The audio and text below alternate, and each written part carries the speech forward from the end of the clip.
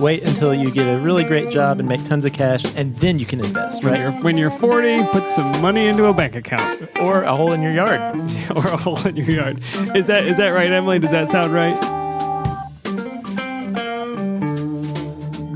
Welcome to Hello PhD, a podcast for scientists and the people who love them. This week, we talk with Emily Roberts about investment strategies for grad students and postdocs. Stay with us.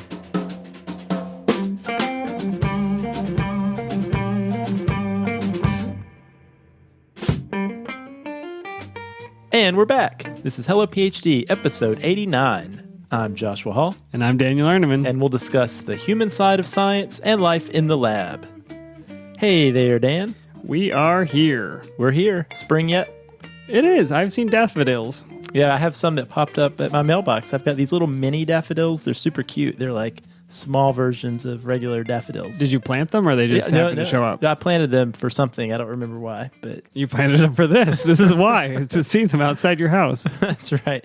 Today, Dan, this is my new favorite beer right now. This is my house beer. Okay, what do you have? This is the Lagunitas Daytime Ale, and it also says it's a fractional IPA. I don't quite know what that means, but... Was the bottle full, or was it half full?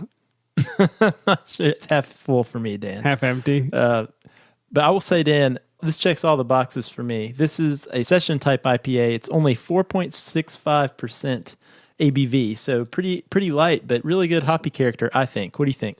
Yeah, it is. And a smooth finish on it. It is the type of hops that are more piney. So if you're interested in that flavor, this is the beer for you. If you don't like the piney flavor, maybe go a different direction.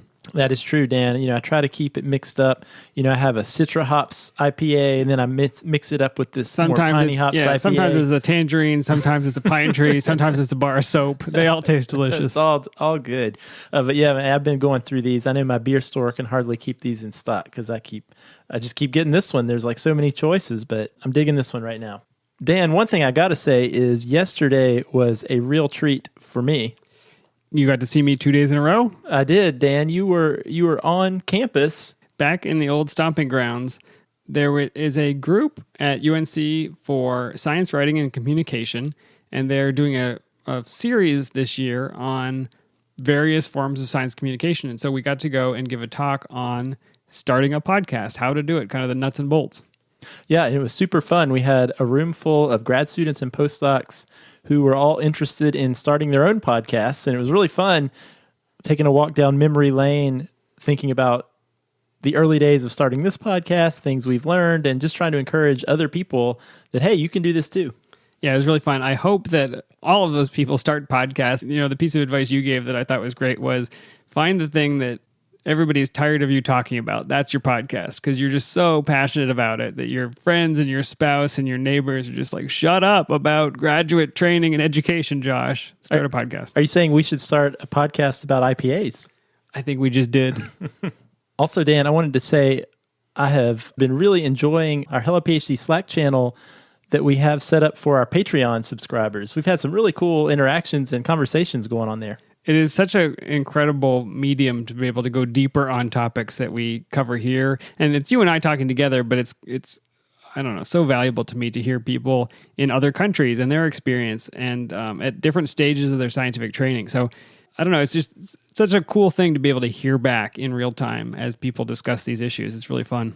Yeah, and so if you'd like to be part of that ongoing conversation, you can become a patron. You can just go to patreon.com/HelloPhD or click the Become a Patron button on our website. We would love to have you be part of the conversation. We'll see you online. All right, Dan, you ready for some science in the news? I'm ready. All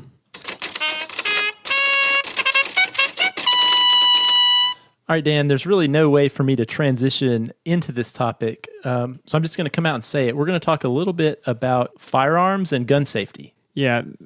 Clearly, if you are listening anywhere in the United States and probably around the world, you are familiar with the tragic events that happened just last week in Parkland, Florida, where a high school was attacked by a maniac with an assault rifle.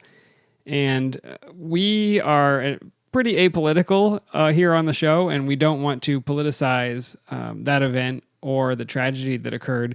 But I think what we'd like to do today is talk about the science behind gun violence and gun violence prevention, and to go through maybe what scientists could be or should be doing to understand that issue. Is that right, Josh? Yeah, that's absolutely right. And, as human beings, we faced a lot of really big, really complex problems throughout the history of our humanity. And in a lot of ways, it's through discovery and science that we've been able to better understand these really complex issues and actually move forward as society. And sometimes that takes a while to do, especially when the problem is very big and very complex. It's always been a really important feature, I think, of mankind to want to understand things as we move forward and try to solve them. But when it comes to gun violence, at least in the United States, for the last 30 to 40 years, we've been in an interesting place politically. And the United States is like a lot of countries, I would imagine, where the vast majority of research funding comes from the federal government. And we talk about that a lot with regards to health funding. That's right. And the history here is interesting. So the CDC, the Centers for Disease Control, are responsible for understanding mortality and human health. And they estimate that the firearms are one of the top 5 causes of death in the United States for people under the age of 65. And so traditionally, and you can make an argument that this is important, the CDC can study gun violence the way that it studies other traumatic injuries, deaths by car accident, things like that, as a type of mortality that maybe deserves further research. And that was true up until about 1997. Yeah, so around that time, actually this was in 1996, the United States Congress put forth something called the Dickey Amendment, and that was named after its author, Jay Dickey, who was a Republican member of the U.S. House of Representatives from Arkansas. And what the Dickey Amendment did is it was a provision that was at first inserted into a federal government spending bill.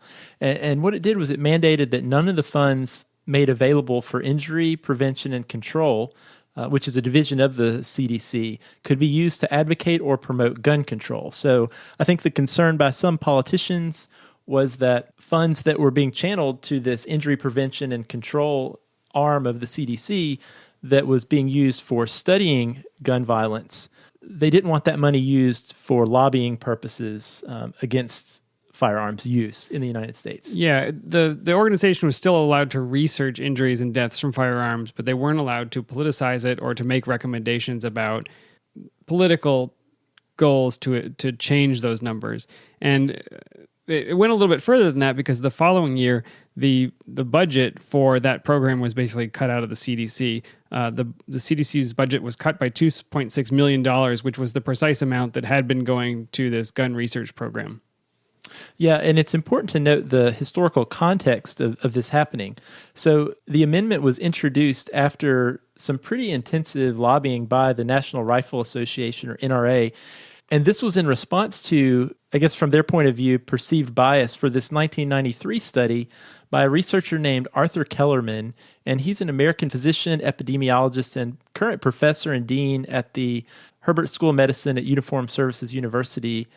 And what his research found in this 1993 study was that guns in homes were associated with an increased risk of homicide, as well as some other CDC-funded studies that gave similar results for the presence of guns leading to gun violence. Yeah, I think this is an important place to pause and think. So this is a correlational study or a statistical statement about the presence of guns and the incidence of homicide. I don't know that this paper, I haven't read it yet, but I don't know that this paper said anything about what should be done about that. It merely points out the fact that in homes where guns are present, homicides tend to occur more often.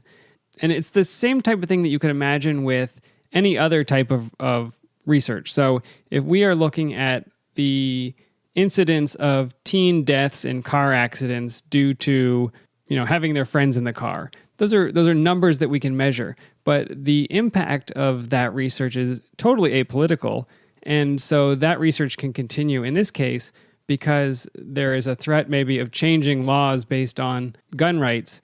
That research was offensive and was shut down because of that.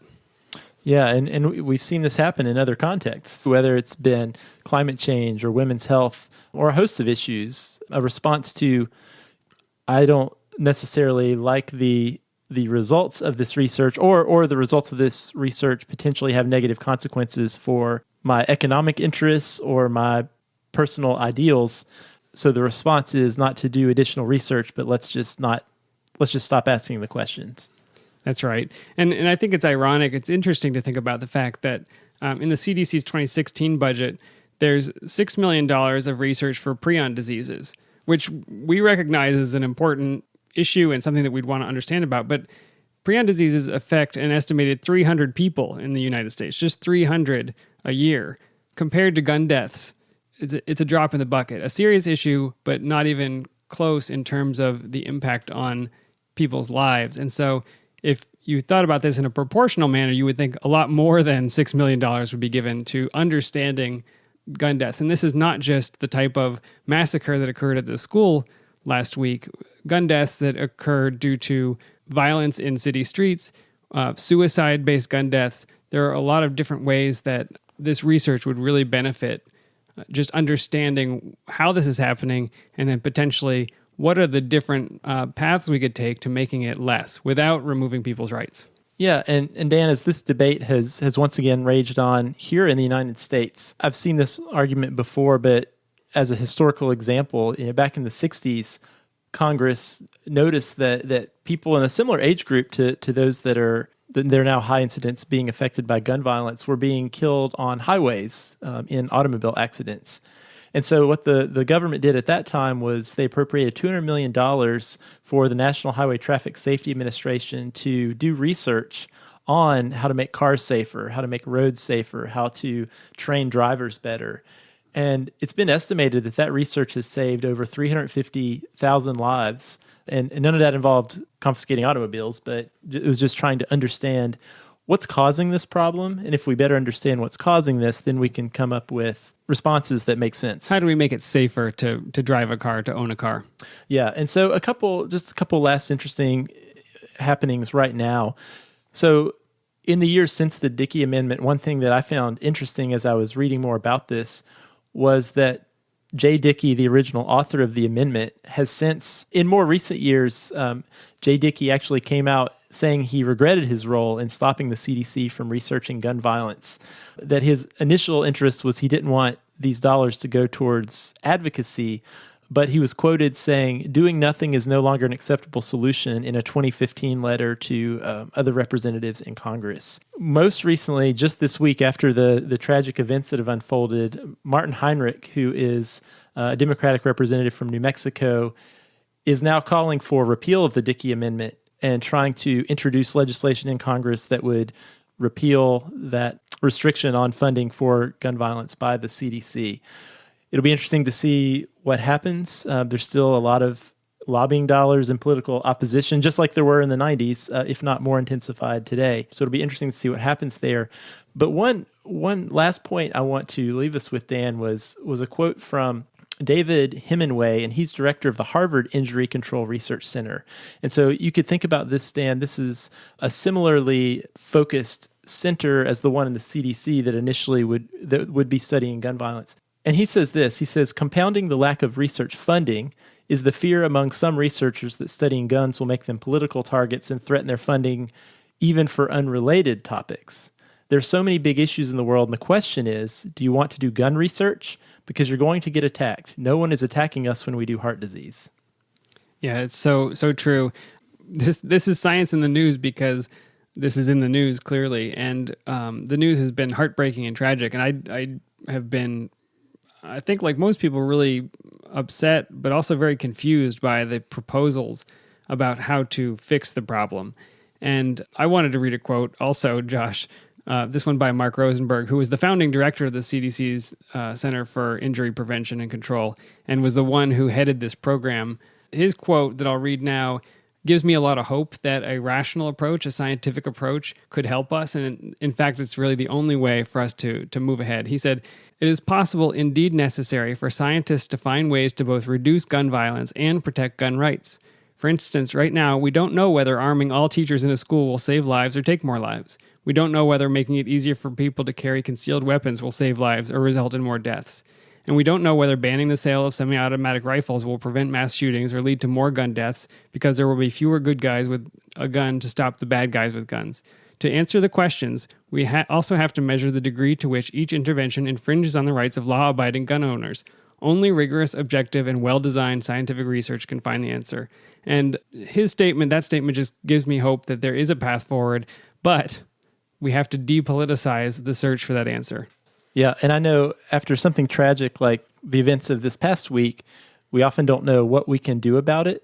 So maybe if there's specific practical thing that we can do, it's as researchers, and especially those of us who are citizens of the United States, it's call our Congress people and ask them to take action like repealing the Dickey Amendment, allow scientists to actually begin studying this gun violence issue for the public health crisis that it is. And any future decisions that our lawmakers make will not be based on emotion, not be based on ideology, but be based on facts and data. All right, Josh, I think we should leave it there. Please send us your thoughts. You can tweet to us at HelloPhD or write to us podcast at HelloPhD. And now let's get to some lighter topics, please. Like investing.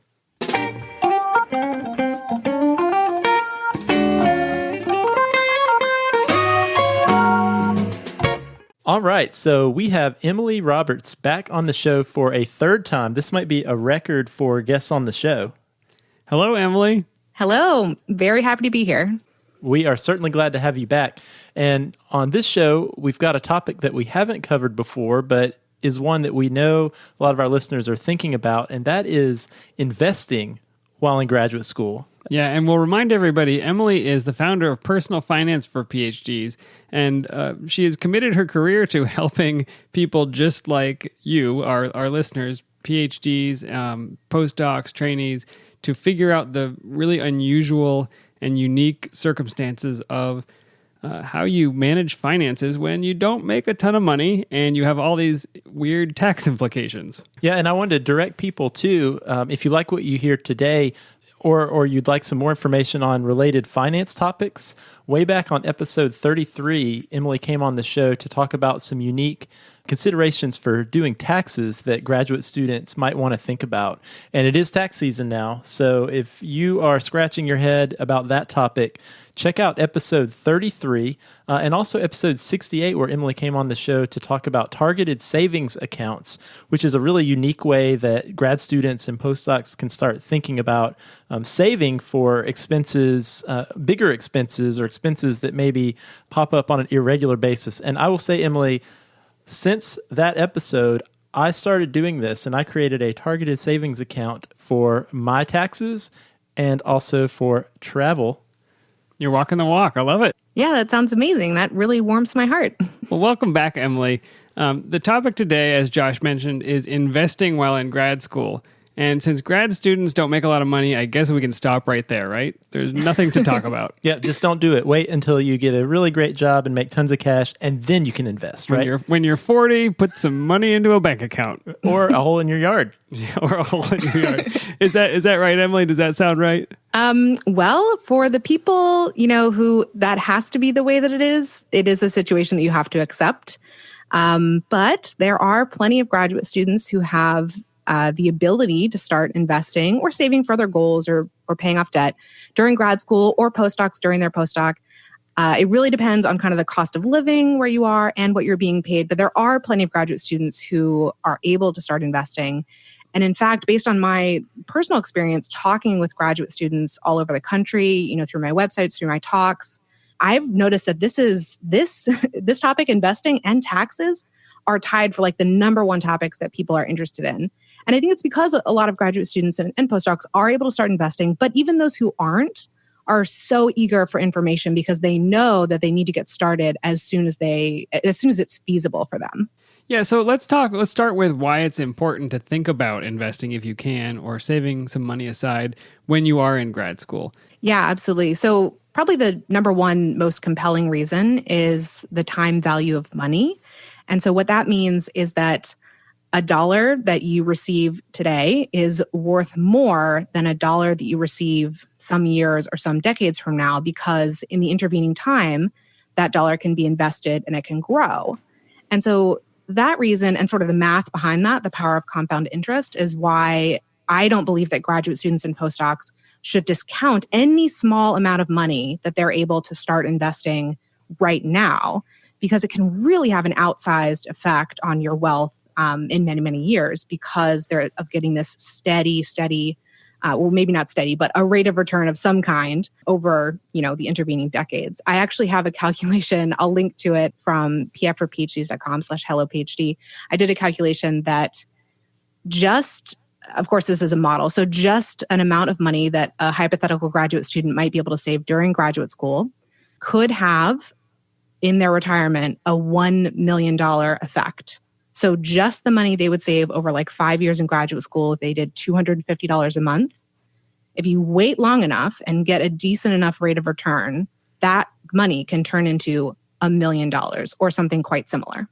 And you're saying just money put away during the years you're in grad school? Yeah, that's not even continuing after graduate school. Of course, you would build up more and more and more if you keep doing that. But that's the power of compound interest. Small amounts of money, given enough time, given a decent rate of return, can turn into huge amounts of money. So basically, if you do a standard PhD of about 10 to 11 years and you invest for $250 a month, when you graduate, by the time you're 75. Hey, the silver lining of staying in grad school longer. No, but that's really helpful. I think that the notion of compound interest is one that maybe scientists don't hear very much about. And there's a real value to doing something soon, even if it's small. I think that's what you're saying to us. Absolutely. And there are other reasons aside from compound interest to make investing or saving or debt repayment part of your life as early as possible. And that's habit formation. So it kind of changes your character. Like when you become a person who invests, when you become an investor, even if that, the actual dollar amount that you're investing is quite small, that's a habit that if you start that during graduate school or during your postdoc, during these most financially challenging periods of your life, you're never going to have an excuse to stop later. It's like, if I was able to do this during graduate school, I have no reason to stop for the rest of my life. So it really is powerful for habit formation. I totally agree. Well, one thing I want to ask is, I think a barrier to starting with investment can be, as a scientist, a lot of us have been trained in the terminology of our specific field, but maybe we don't have a lot of the acronyms down for the finance world. So could you talk just a little bit about how would a student get started? What are some specifics? What types of accounts might grad students think about looking into if they say, all right, I want to get started investing. I want to maybe even start putting aside $100 a month, but what kind of account? What do I do? What do I do next? Yeah, that's a perfect question. So the first decision to make or thing to check into is whether or not the student is eligible for a tax-advantaged retirement account. And so usually when we think about that kind of account, it's a 401k, right? And it's associated with a workplace, usually in the private sector.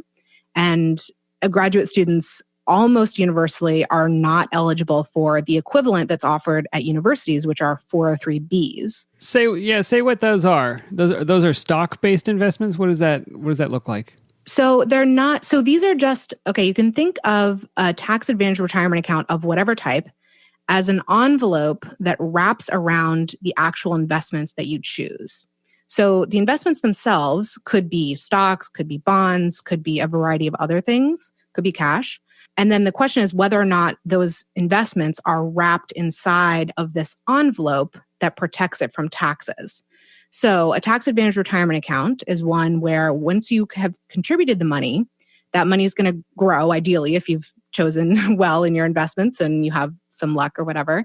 Those investments will grow, but they won't be subject to any taxation while they're inside the account. With a traditional type of retirement account, a traditional 401k, a traditional 403b, a traditional IRA, you take a tax deduction on the amount of money that you contribute. So that money doesn't count right at the moment, like at the moment of contribution. So you won't pay tax on that bit. And then you won't pay tax as this money is growing. And then you do pay ordinary income tax when you withdraw it in retirement. When you're choosing the other option, the Roth, the situation is the reverse. So you pay your full tax on the amount of money that you contribute to the IRA or the 401k, et cetera. It grows tax-free. And then when you take it out, you don't pay ordinary income tax. And so the choice here, at least the first pass way to think about this, is when will you pay the lower tax rate? Is it right now or is it in retirement? And I find that graduate students, we're in training, we're advancing our careers. We sort of think of our incomes and lifestyles right now in graduate school as being suppressed. And so most graduate students have sort of higher expectations for their lifestyle and their income in retirement. And so they make the assumption that they'll be in a higher tax bracket in retirement than they are today. And therefore, pretty much virtually every graduate student I've talked to about this issue has chosen to use a Roth version of whatever accounts, tax advantage retirement accounts are available to them. For postdocs, it's maybe a bit more of a question whether Roth or traditional would be the tipping point, and certainly it matters what your spouse would earn and so forth, but that's the thinking behind Roth versus traditional. That's really helpful. When I think of, you can find out how much faculty earn. There are public databases of such things, and quite often faculty earn upwards of $100,000 or $200,000, depending on the type of research they do and the success that they've had in their career. So and maybe other administrative positions. You can make quite a bit of money if you get on that tenure track at a top tier university. So yes, you could be paying very high tax brackets later on in life if that's the path you get on. So it'd be great to put your money in now when you are a poverty-stricken graduate student and not pay it later. Well, and I remember my personal experience in graduate school. Early in graduate school, my wife and I were newlyweds and accrued some debts. And once we got that worked out, we started thinking about investing for the future. And I remember researching these traditional IRAs versus Roth IRAs. And we ultimately chose the Roth IRA. And the reason I did was I remember looking at those graphs like you talked about and how the amount I was going to put in was hopefully a much smaller number than the amount it was eventually going to grow to. And the advantage of that Roth was, okay, well, I'm going to pay tax now on this smaller amount, but all of that growth, that big amount, it's going to be really nice to not have to pay taxes on that. Exactly. And I sometimes get the question from students about, can I switch between like a Roth and a traditional at some point? Yes, it's totally up to you. You're not locked into that decision. It makes a lot of sense to contribute to a Roth while you're young and have a lower income in general, and to contribute to a traditional, as you're sort of in your peak earning years, absolutely. And even within the same calendar year, you could contribute to both types if that made sense for you.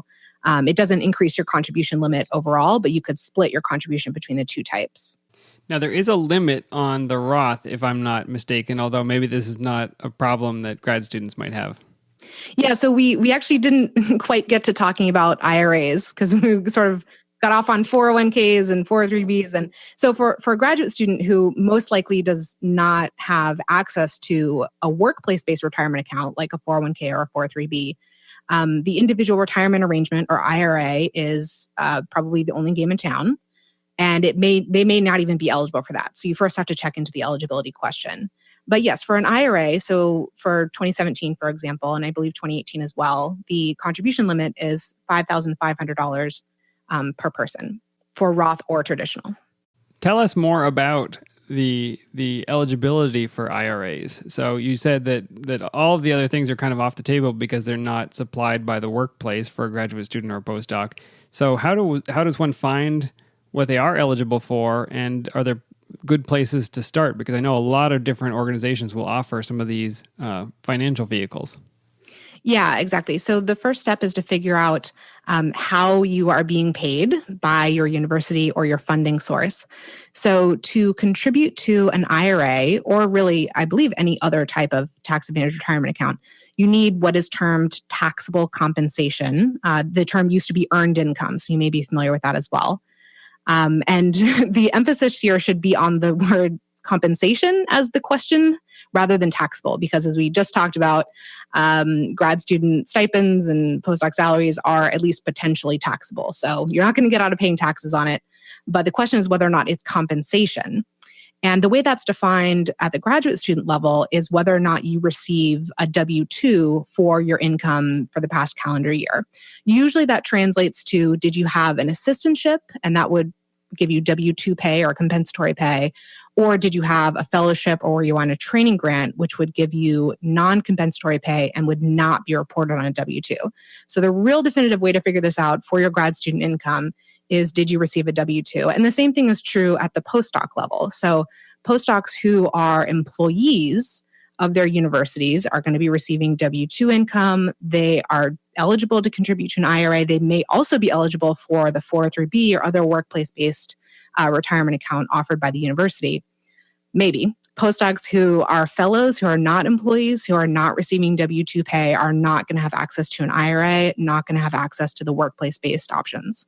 That's so fascinating. So if you're on that training grant, you may not be eligible for this at all. Mm-hmm. Yep. It all depends on kind of how those taxes are, how your income is reported for tax purposes at the end of the year. And the W-2 presence or non-presence is exactly the way to find out. So if you go an entire calendar year and you have absolutely no W-2 income from your grad student pay or your postdoc pay, and you have absolutely no outside income, like from a side job or your funding source never changed or anything like that, and you weren't married, because if you have a spouse with taxable compensation, that counts for you as well. You can use your spouse's taxable compensation. If you had absolutely none of those, you aren't going to be eligible to contribute to an IRA or anything else. That doesn't mean you can't save for retirement. And I don't want to discourage people, because often the students and postdocs who are receiving fellowships might be paid better than the students and postdocs who aren't. So they might even have more ability to save at that point, but they just don't have that eligibility right then. Doesn't mean you can't save for retirement. It just means you're not going to get that protective envelope around your investments that keeps the tax man away, right? So you would have to pay a little bit of tax every year on the gains in that account, on any taxable events that occurred.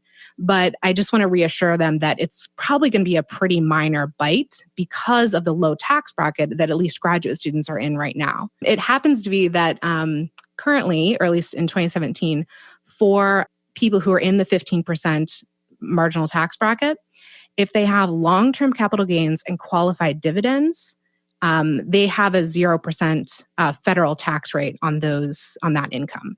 So short-term capital gains, non-qualified dividends, you would still be paying tax at the federal level, and there may be tax at the state level as well, depending on what state you live in. But at least for those long-term capital gains and qualified dividends, there would be no federal tax on that. So that bite, the tax bite, might be relatively small because you're in that low tax bracket. Oh, that's interesting. I'm glad you actually mentioned individuals on fellowships who wouldn't necessarily be eligible for these tax-advantaged accounts through the United States because, for one thing, besides those individuals, we have a number of listeners who aren't from the United States, which doesn't mean that saving for retirement is not an important thing to do. So one thing I thought it might be interesting to talk about is let's say, regardless of whether you decide, okay, a Roth IRA is a good thing for me, I want to do that, or I'm not eligible for one reason or another, but I do want to invest some money every month for retirement. What would be some good, effective investing strategies that a trainee might be able to employ? Yeah, I'm nervous about this because, I can imagine that if somebody's going to get into the stock market, they're going to need to really research individual stocks that they're going to be purchasing and watch them every day. You could turn into a day trader instead of running your gel. I have met a person or two who has chosen that lifestyle. Yeah, I don't think that's what most people who are pursuing PhDs and PhD training want. I don't think they want a side job trading stocks. And the good news is that they absolutely do not have to approach investing that way. And in fact, will most likely be more successful if they don't approach investing that way than those who do. So I'll take a moment to explain that, because I do think we have this idea in our culture that the way that you do investing well is either to, do all the research yourself into all these individual investments and keep on top of it. And it basically does become a part-time or full-time job to manage your own investments. Or you have to pick the really smart professional fund manager like Warren Buffett and go in with that person while they're on their hot streak. And really the case, neither is truly the case, at least over the long term. So you don't have to run into the New York Stock Exchange right when the bell rings and yell, "Sell, sell."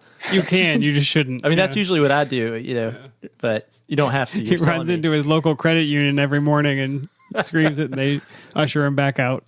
Yeah, I would definitely question your investing record if that was your approach to it.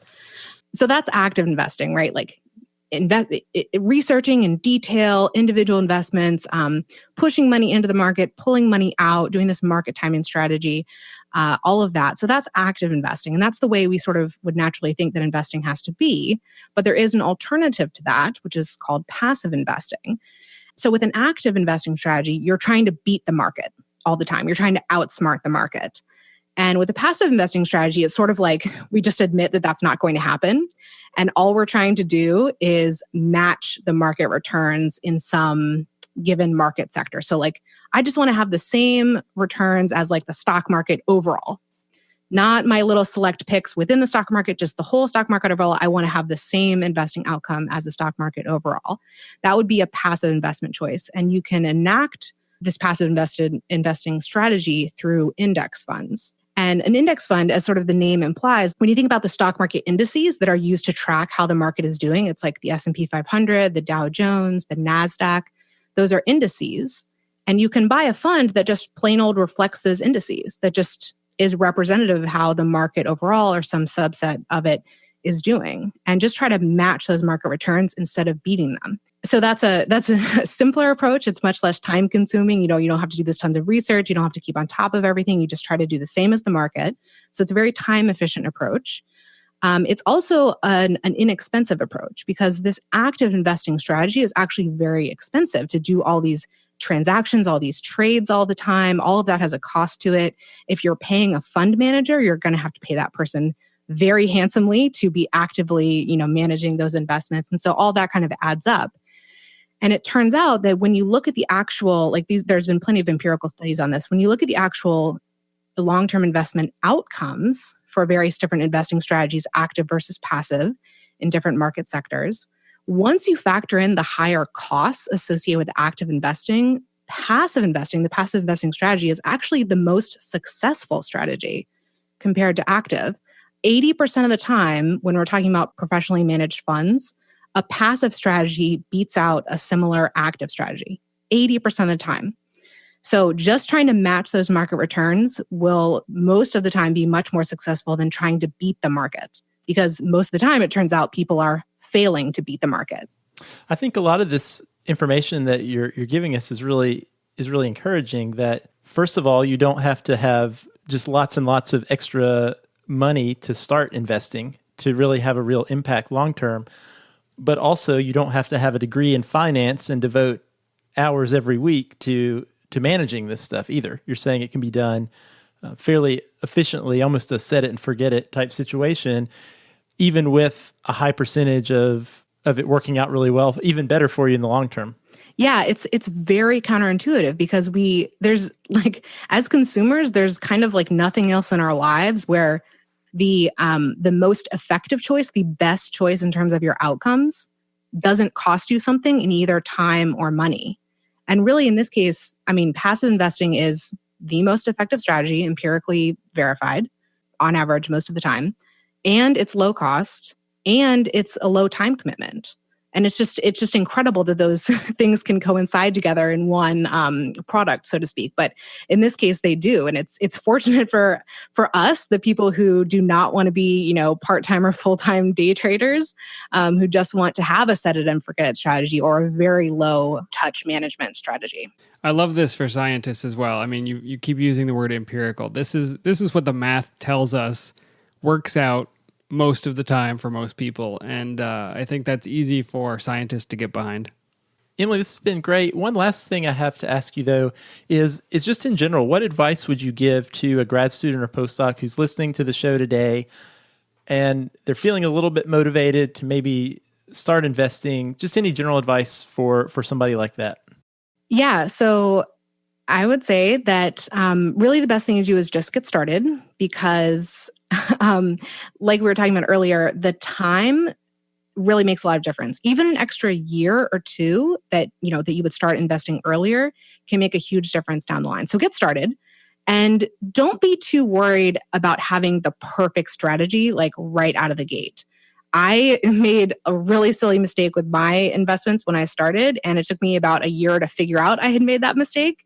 And I just course corrected. That's okay. That's fine. You can recover and move on. It's really better just to get started imperfectly than to stay stuck in analysis paralysis. And so for like specific suggestions, the ones that I always point to in my seminars are to look at low-cost online brokerage firms. So for instance, Vanguard, Fidelity, and Charles Schwab, excellent places to open up an IRA or a brokerage account or whatever you would like to do. They're not going to charge you an arm and a leg in fees, and fees are very important, as we talked about earlier. So those are great options. Do not go through your bank, because most likely your bank is not going to offer you the wide array of investment choices that are appropriate for someone saving for retirement multiple decades down the line. And then once you've, chosen your brokerage firm and opened your IRA or your not IRA or whatever you want, I would say if you are sort of buying what I'm saying about this passive investing strategy, or you've looked into it more and you decide that's what you're going to do, check out the target date funds, or also sometimes called life cycle funds. So these are funds that they conform with the passive investing strategy that I was just talking about. The funds themselves create an appropriate asset allocation for you. And an asset allocation is just the ratio among the different types of investments that you have. So like your ratio of stocks to bonds to cash, for example, those are the three major asset classes. So they'll just choose an appropriate asset allocation for your age, for example, if this is for retirement. And it's really a set it and forget it kind of fund. Like you just put your money in and let the brokerage firm kind of handle things, and it's very low cost and it's very easy. And you can totally just not even check on it that often, maybe like once a quarter or something if you want to. And I won't say that targeted savings accounts or the equivalents are like the perfect investing strategy for everyone all the time at all ages, but it is a really easy and appropriate way to get started. Yeah, and I will echo what you said too. In my experience as a grad student, when I first did this, I know I put it off probably longer than I should have, because it was something I wasn't very confident in my ability to do. And so I just kept putting off looking into starting these things. But once I did, I went to the Fidelity Investments website, which is one of the ones you mentioned. I'm sure they're all the same. And I couldn't believe how fast and easy it was to just click and open up one of these. And I started with one of these targeted date accounts just to enter my bank info in, the amount I wanted to put in each month. And within really a matter of minutes, I didn't have to go anywhere. I just did it all on the website. Right. And it comes out. It was done. I think one of the keys is it comes out of your bank account automatically. Mm-hmm. So you don't have to write the check every month where, I have to think about, do I really have the money this month to do this? It's just gone before you notice it's gone, and then you're saving. Yeah. I'm a huge advocate of automating your savings or your debt repayment or whatever your financial goal is that you're working on at the time. And this is a form of paying yourself first, right? So when you set up that automated savings rate and you don't have to use your willpower, you don't have to use your memory to make it happen, do it at the beginning of the month, right? Like shortly after you're paid, so that, it's your priority, and you sort of adjust the rest of your lifestyle around to make sure that you are able to make things balance at the end of the month. Versus if you try to save at the end of every month and you're making it, not automatic, it's always manual, it's always whatever you have left over. There's never going to be any money left over. I mean, it's always just going to disappear and go who knows where. So make it a priority, make it automatic. Even if it's a small rate, it'll put that habit into place. It'll change your character. You will become an investor, and eventually you'll be able to, find more ways to throw more money at it, or you'll get to the next stage in your career and you'll have a higher income and you can really up that savings rate. Absolutely. And if anybody wants to, again, hear more about targeted savings and how that can be a really cool thing to do, go back and listen to episode 68. We devoted a whole topic on an episode to that. And Emily, thank you so much. This has been really helpful and hopefully encouraging to graduate students and postdocs that this is attainable, that this is something they can do. How can they hear more from you and get in touch with you? Yeah, absolutely. So the best place to go is my website, Personal Finance for PhDs. That's pfforphds.com, PF for PhDs. And if you go to pfforphds/HelloPhD, I'll have some notes and links there that are specifically for this episode. And one of the links that I definitely would love for you to check out is this email course that I just launched about a month ago. So it's totally free, 7-day email course on investing for early career PhDs. So grad students, postdocs, PhDs in their first real jobs. It explains a lot of the stuff we covered today, a lot more in a lot more detail. So go check that out. You'll be on my mailing list after you sign up for that. And then later this spring, I'm actually having I'm launching a full video course on investing that's a paid course. And so if you sort of track with me, stay on my mailing list through that point, you'll hear more about that. And I'm starting that off with a totally free webinar that you can access without paying for anything. So lots of free material there. And if you want to go even deeper with me, the opportunity to do that as well. Coming up on March 9th of this year, 2018, I'm also hosting my annual free tax webinar. So this is for graduate students and postdocs who are domestic to the United States, and it's helping you with your federal tax return. So go to pf4phds.com/hellophd. I'll have a link there for you to sign up to register for that tax webinar as well. Again, it's occurring March 9th at 7 p.m. Eastern, 4 p.m. Pacific. And if you sign up and you can't attend live, that's perfectly fine. You will get the recording afterwards. But if you do attend live, you'll have the opportunity to ask questions. And are you on any social medias that people can reach you? I am. I'm on Facebook at Personal Finance for PhDs, and then on Twitter at PF for PhDs. Fantastic. Well, Emily, it has been great to talk to you as usual. Thanks for coming back on the show again. Oh, it's my pleasure. Thanks so much. That was our interview with Emily, Dan. Okay, well, let's move on to the etymology puzzle. The clue last week. Species from this order of soft-bodied invertebrates sometimes have very hard shells. This is a phylum for you, Josh. I'm not good with my taxonomy, I have to say. That is not my strong suit. Cephalopod? A cephalopod is a type of this thing. So the answer I was looking for was mollusk or mollusca, and that comes from a Latin word molluscus, meaning thin-shelled, from the word mollus, which means soft. And the reason that these are called mollusks, even though this group contains clams and other hard-shelled things, is because our friend Carolus Linnaeus only included the squid octopus group when he named it, and then later these groups were merged. So now it includes slugs and snails and clams and octopi and things like that. I'm super impressed, Dan. In the show notes, when you wrote Linnaeus, you actually did that little AE thing mushed together. What's that called? It's first of all, I copied and pasted it, so I didn't really do that, but yeah. And then the second thing I want to say is I'm heading to Baltimore for a conference next week. There's this super great oyster place up there I'm really looking forward to. Is that a mollusk? You will eat some mollusks. Yeah. Good for you. Yeah, it is the largest marine phylum, which is kind of impressive. There are 85,000 known species, and about that represents 23% of the named marine organisms. Most of them are really gross, and I don't like them, but kind of a cool stat. You like oysters? I like any of these things deep fried. It's all right. Not on the half shell. Cold. Yeah, not often. Let me give you the clue for next week, Josh. To solve a problem from this branch of mathematics, you must consolidate the variables on one side of the equation. Read it one more time. To solve a problem from this branch of mathematics, you must consolidate the variables on one side of the equation. Remember, I'm looking for a scientific word described by the clue. Once you get it, you'll find the literal meaning of that science word as a phrase in the clue itself.